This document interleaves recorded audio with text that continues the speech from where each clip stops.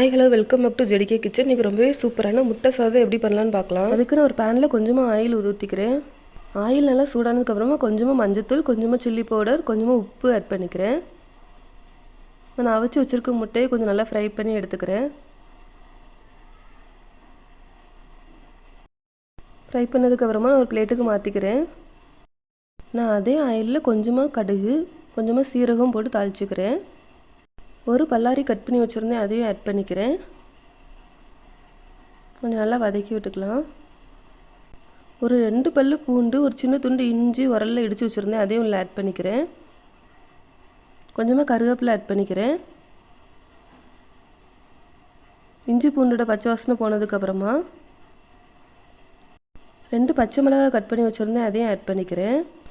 ஒரு carrot cut பண்ணி வச்சுருக்கேன், அதையும் ஆட் பண்ணிக்கிறேன்.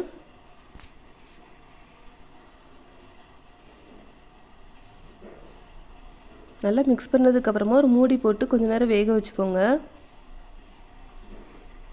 கேரட் நல்லா குக் ஆகிட்டு நம்ம இப்போ தேவையான அளவு மசாலா ஆட் பண்ணிக்கலாம். நான் கொஞ்சமாக மஞ்சத்தூள், கொஞ்சமாக மல்லித்தூள், கொஞ்சமாக சில்லி பவுடர் ஆட் பண்ணியிருக்கேன். கொஞ்சமாக கரம் மசாலா தூள் ஆட் பண்ணியிருக்கேன்.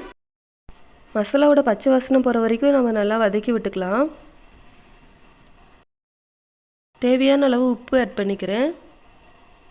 நம்ம வறுத்து வச்சுருக்க முட்டையை ஆட் பண்ணிக்கலாம். இந்த சாதம் செய்கிறதுக்கு நம்மளுக்கு ஒரு 10 நிமிஷம் கூட ஆகாது. ரொம்ப டேஸ்ட்டாக இருக்கும். சைட் டிஷ் கூட நம்மளுக்கு எதுவுமே தேவையில்லை. நான் 1 கப் சாதம் எடுத்துருக்கேன், அதையும் ஆட் பண்ணிக்கிறேன்.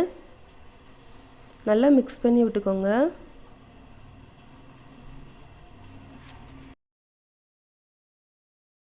நல்லா மிக்ஸ் பண்ணதுக்கப்புறமா கடைசியாக கொஞ்சமாக கொத்தமல்லி தழை தூவி இறக்கிக்கோங்க. ரொம்பவே டேஸ்ட்டான இந்த சாதத்தை நீங்களும் ட்ரை பண்ணி பாருங்கள். இது செய்கிறதுக்கு ஒரு 10 நிமிஷம் தான் ஆகும்.